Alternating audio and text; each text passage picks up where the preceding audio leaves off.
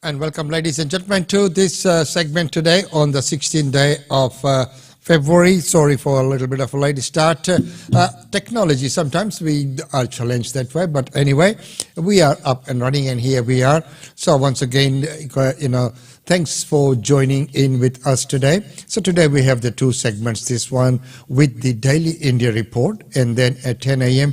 we have the real estate update with Usha Chandra of GlobeNet Realty. Hope to see you on that segment as well.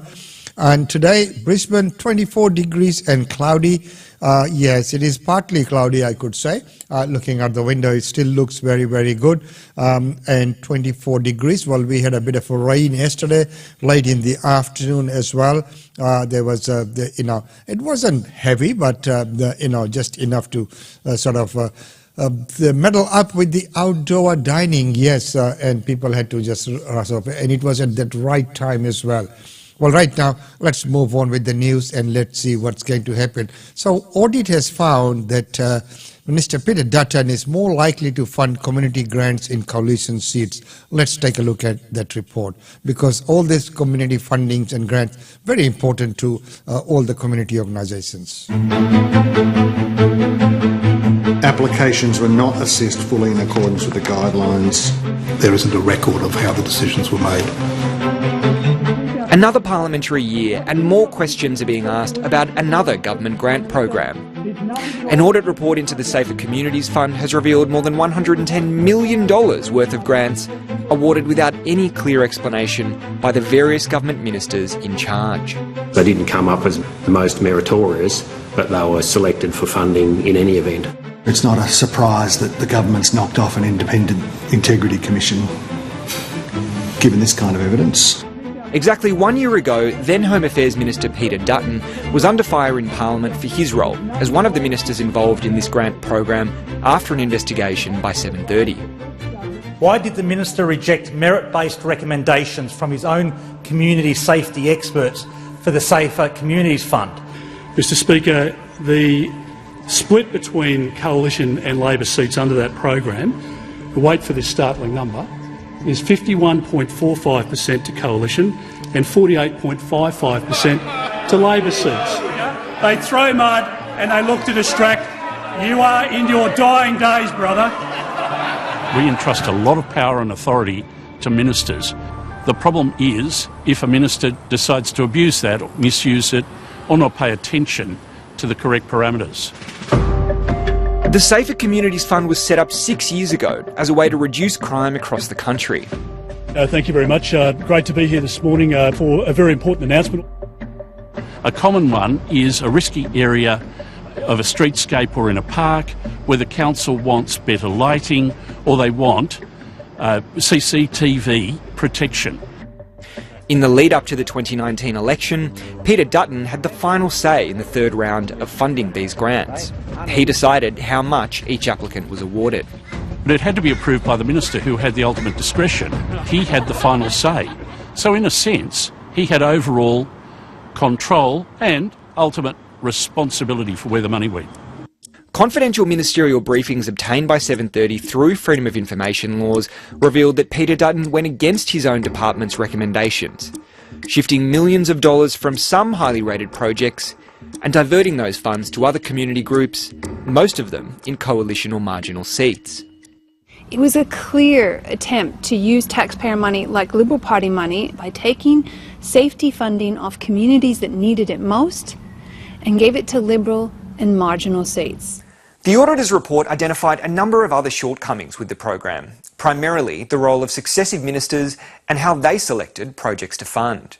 54% of grants approved were either not clearly recorded or did not address the funding criteria.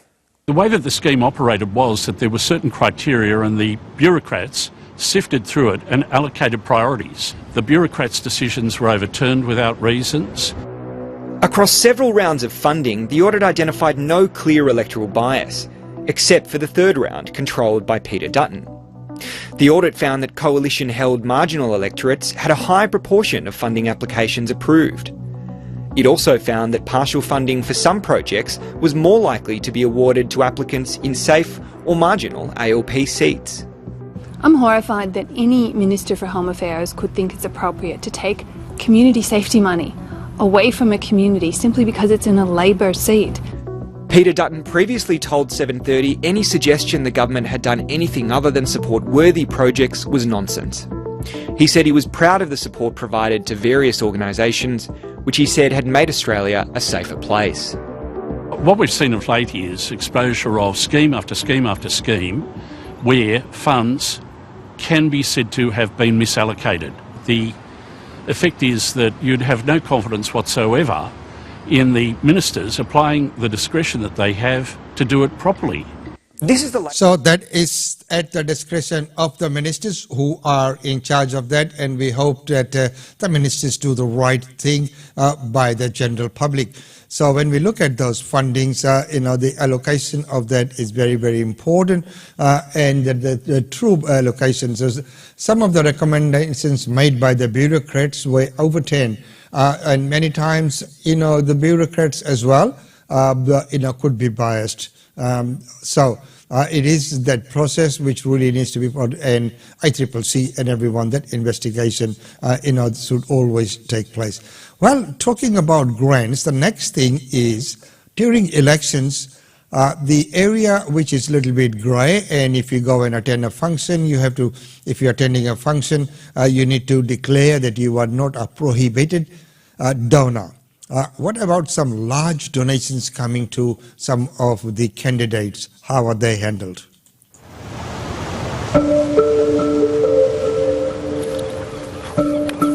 Zali Steggall made a name for herself as a crusader on transparency and cleaning up political donations. This is also an opportunity for a new beginning in Australian politics. A beginning for honesty.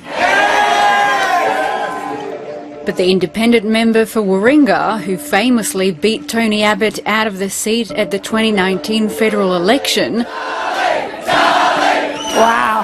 found herself in the spotlight for all the wrong reasons this week.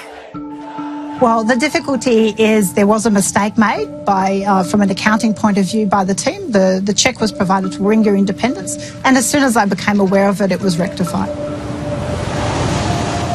During the 2019 election campaign, Ms Steggall's team received a $100,000 donation in a single cheque from the Kinghorn Family Trust. In October that year, her fundraising entity, the Warringah Independent, lodged that donation with the Australian Electoral Commission as 8 individual pledges of $12,500. Because those pledges are under the threshold of $13,800, their source was not disclosed. It took almost 2 years and a probe by the Electoral Commission for the source of the donation to be properly recorded. It is unfortunate, there's no doubt about that. 8 members of one family each decided to donate $12,500 each, coincidentally, amounting to $100,000. Now, if that was the case, they would just have to reveal the total amount. They wouldn't have to reveal any one of the individual donors because it's under the disclosure limit. Where things came a cropper here was that they sent the cheque from one family trust account in the full $100,000. The sole directors of the Kinghorn Family Trust are the multi-millionaire coal investor John Kinghorn and his wife. Mr Kinghorn is currently facing charges over allegedly avoiding more than $30 million in tax. He has pleaded not guilty. Climate change impacts represent the greatest threat to our national security, our economy, our health and our environment. If Steggall wants to be on the more radical end of the climate change debate, which is calling for a 60% reduction in emissions by 2030, which would basically be the end of any residual fossil fuels in the economy, then I would have thought that you wouldn't be accepting donations from coal or gas. I accepted donations from individuals who live in my electorate. They have in fact divested from their major interests in coal over 10 years ago. The AEC audit said the financial controller for Ms Steggall's fundraising entity provided the separate donation receipts. At the time, that person was Damien Hodgkinson. Mr Hodgkinson is now a director and shareholder of Climate 200, a campaign to fund climate change-minded independents like Ms Steggall. If we elect just 3 more climate-ambitious independents, our government would be forced into a race to the top on climate policy. Ultimately, the test for these organisations is what exactly do they want to achieve? I mean, they have a pretty threadbare policy agenda. We're not entirely sure who their donors have been. If people want to be in public office and be in public life, then they need to be clean and transparent in their dealings. Senator Bragg has recently authorised a Zali has failed website. A spokesperson for Climate 200 said in a statement that it goes above and beyond the legal disclosure obligations, disclosing the identity of the vast majority of its donors.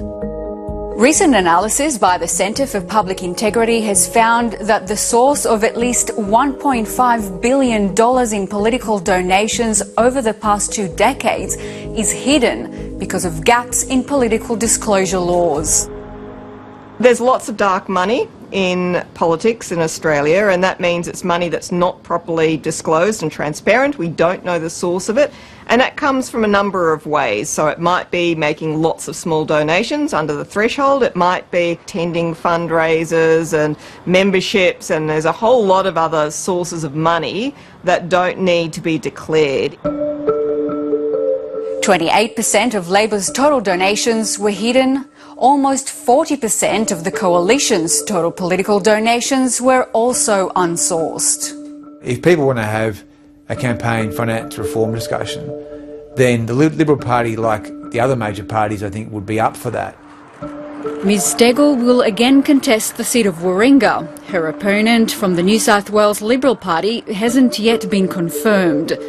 In a statement, she said that the board of Warringah Independent has at all times worked closely with the AEC, and the issue has now been resolved to the AEC's satisfaction. And we really hope that it has been resolved, because that is something which she really stood up against in the very beginning, about bringing about transparency, and and here we are. Well, right now let's keep moving on, and right now let's take a look at this time another minister who's always up in the news with sometimes for good reasons, sometimes for not very good. But Education Minister Alan Tudge is about to be sacked. Lee, this surrounds the future of the Education Minister Alan Tudge.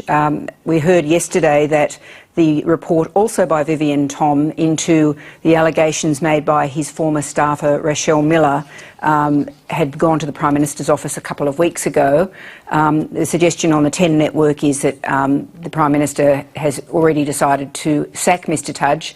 Mr Tudge has been on leave since this issue was raised late last year, so there is certainly a question about what happens to him next.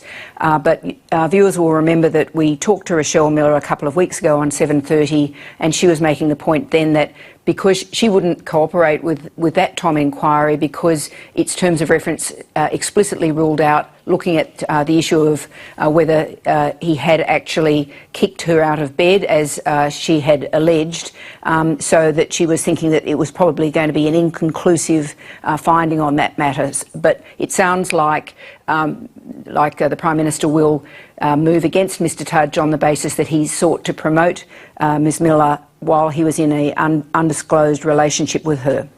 And Laura, we finally seem to have confirmation that there won't be legislation for a federal anti-corruption body going to the Parliament before the election. Yes, we're a bit astonished by this, Lee, but yes, we got confirmation from the Attorney-General, Michaelia Cash, in estimates today that indeed there wouldn't be time for this matter to go through the Parliament. Laura Tingle, thank you. So there'll be no time for that matter to go through there, but right now let's go keeping on the same theme for this morning, which we have been looking at frauds and traits in the political donations and big companies lobbying behind some of the politicians.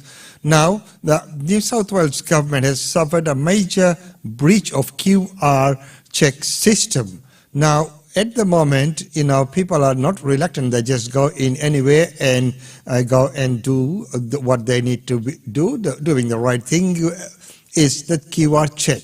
Now, what really happens with all the information that's being gathered? Of course, it is for the safety and the health check of keeping track of the traces within the community of the coronavirus as well. But what else? How secure is our identity? How secure is our personal information in today's day and age? Is it secure at all? It's a privacy bungle, compromising the sensitive locations of businesses trying to do the right thing by registering as COVID safe. In September, it came to our attention that a small number of businesses registered in that dataset were businesses whose addresses hadn't been publicly published before. The government says it listed 560,000 COVID-safe businesses online so customers could plan activities. But it admits the location of around 400 organisations shouldn't have been published. The defence sites that have been mentioned clearly potentially pose a security risk. And then when it comes to some of the domestic violence shelters, the fact that they've been revealed may make women and children who are already in a vulnerable position more exposed. We want reassurance from government that they will take the required steps to ensure that a similar security breach of this nature won't happen again in future. The addresses were removed and the Privacy Commissioner determined the incident was not a privacy breach. But there are fears QR code check-in data is at risk of falling victim to similar leaks. This kind of data breach is a reminder to us of why we don't just leave the systems in place, because next time it could be the personal location data of hundreds of thousands of people all over New South Wales. QR code data hasn't been used for contact tracing since November. Despite this, check-in requirements remain in place. We accept it, people are in the habit of doing it. The point here is we need to keep this information secure. QR check-ins will only be required at high-risk venues when restrictions ease at the end of the month. Rani Hayman, ABC News, Sydney. So there you are. So there you are, ladies and gentlemen. And of course, that news as it comes from there is looking at all the integrities, and it is very, very hard for people today to be sure about what's happening with all the information that's being gathered. Well, right now it's time to go to our Daily India report. In this segment, don't forget that we'll be back at 10 with the real estate update with Usha Chandra. Welcome to Daily India report that brings you glimpses of the changing India. In our first story, the government of West Bengal state in eastern India has withdrawn the ban on incoming international flights as COVID cases have sharply declined. In view of the decreasing trend of COVID cases in India and in the state, the West Bengal state government has withdrawn a ban on incoming international flights with effect from today, February 15th. However, international passengers must either be fully vaccinated or go through an RT-PCR test within 72 hours prior to flight departure, said the official statement.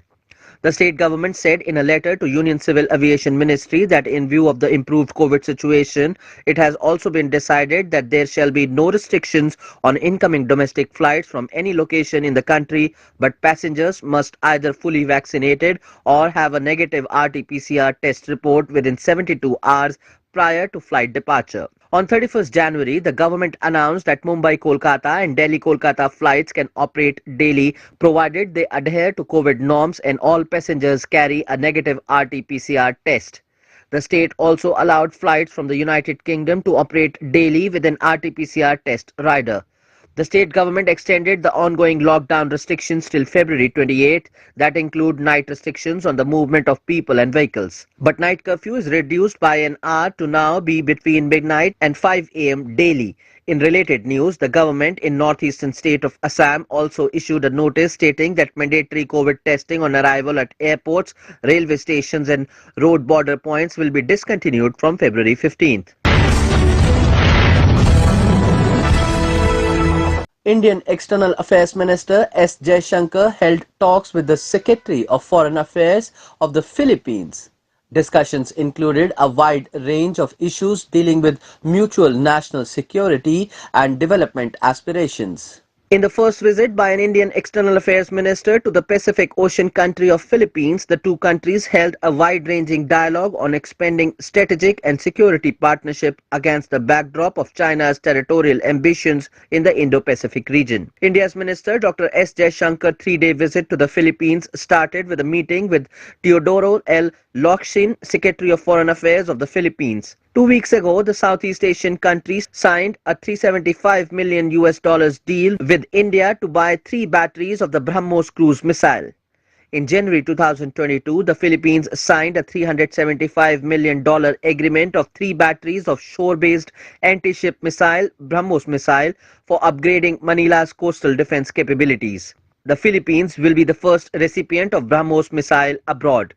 The Philippines is facing challenges from China towards its maritime claims as well as a threat to its fishermen by the PLA Navy within its own EEZ. The BrahMos missile can give Manila buffer in its exclusive economic zone.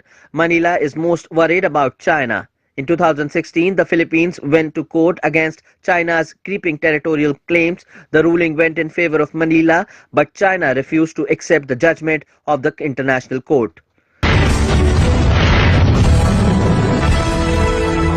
India has banned 54 Chinese apps that pose a threat to India's security. The government of India has issued an order to ban 54 Chinese apps, citing that these applications pose a threat to national security. The 54 Chinese apps include Beauty Camera, Sweet Selfie HD, Beauty Camera, Selfie Camera, Equalizer and Bass Booster, Camcard for Salesforce ENT, Isoland 2, Ashes of Time, Light, Viva Video Editor, Transcend River, On MyOG Chess, On MyOG Arena, AppLock and Dual Space Light among others.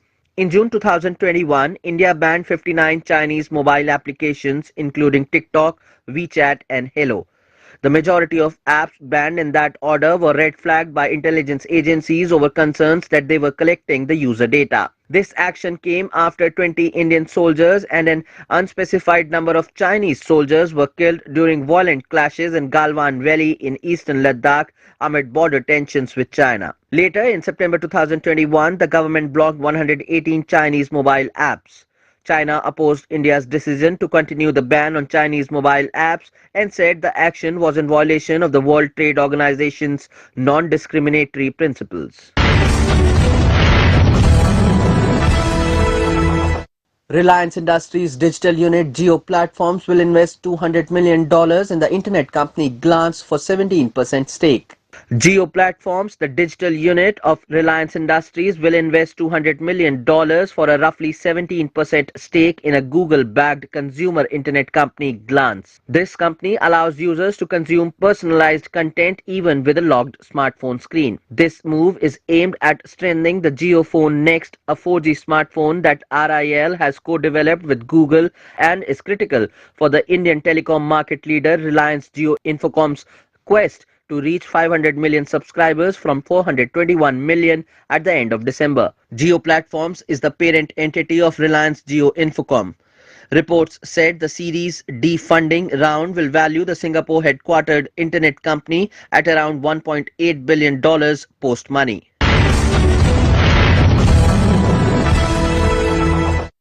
The Life Insurance Corporation of India is perhaps the biggest and richest Indian government-owned corporation. LIC has filed its draft share sale prospectus with the Capital Markets Regulator, Securities and Exchange Board of India, paving the way for India's largest initial public offering.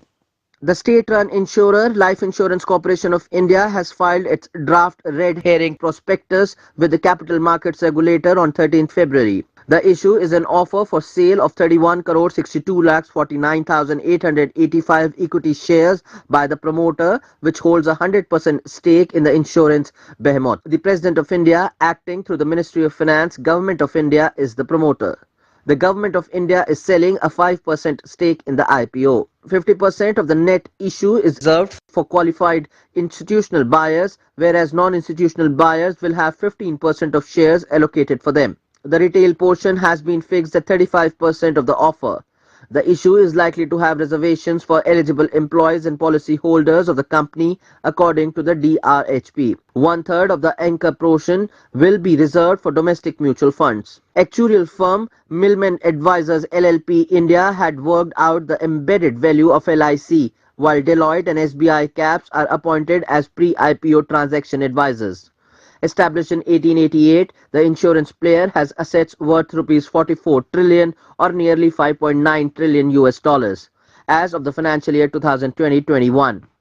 LIC has 8 zonal offices which operate 113 divisional offices and 2,048 branches with 1,148,000 agents across India.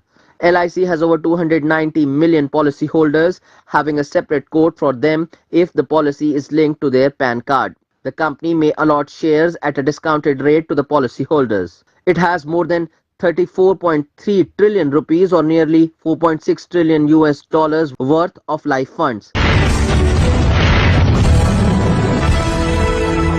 Within weeks of taking over, the national air carrier Tata Sons has appointed former chairperson of Turkish Airlines Elker Ayçi as the chief executive officer and managing director of Air India. The Tata Group has appointed the former chairman of Turkish Airlines, Elker Ayçi, as Air India's new chief executive officer and managing director.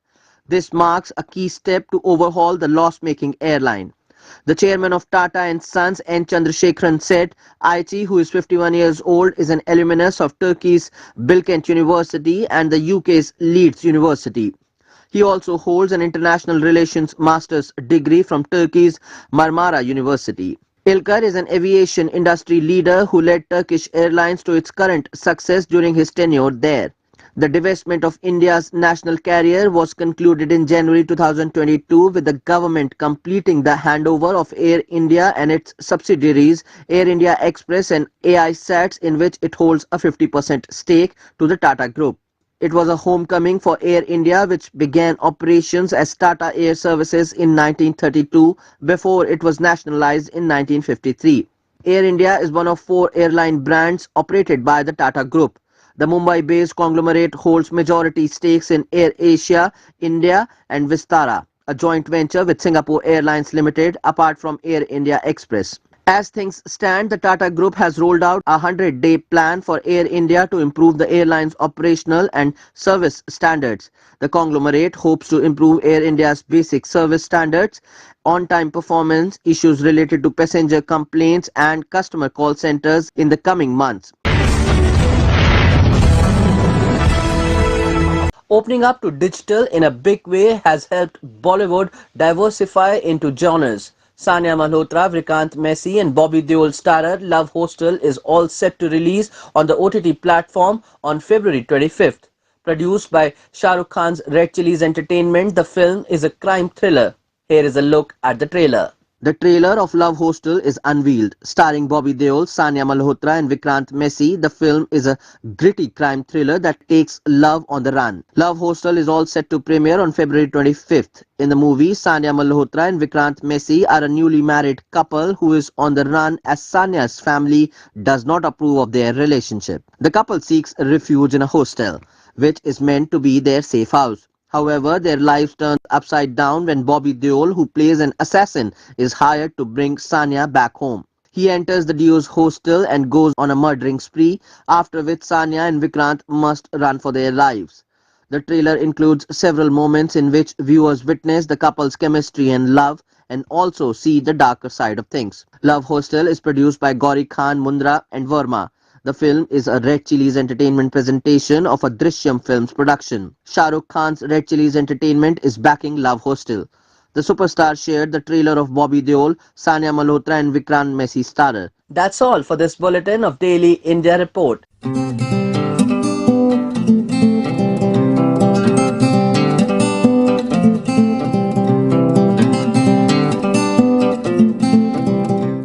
And thank you very much for that, Himanshu. Well, ladies and gentlemen, that concludes today's news segment. And don't forget that we are back at 10 a.m. With the weekly real estate update with Usha Chandra. We'll see you all back then. It's been wonderful having your company this morning. So, yes, the 16th day of February, already the end 25 degrees and cloudy right here in Brisbane. Until the next show, be good, remain safe.